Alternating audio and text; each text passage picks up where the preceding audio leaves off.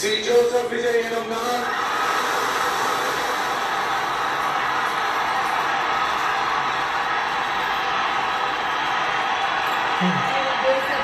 சட்டப்படி அமைக்கப்பெற்ற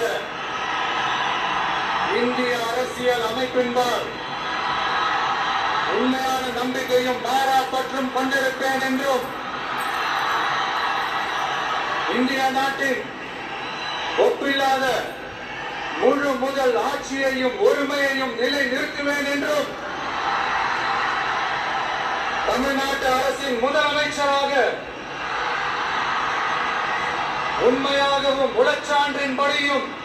என் கடமைகளை நிறைவேற்றுவேன் என்றும் அரசியல் அமைப்பிற்கும் சட்டத்திற்கும் இணங்க அச்சமும் ஒருதலை சார்பும் இன்றி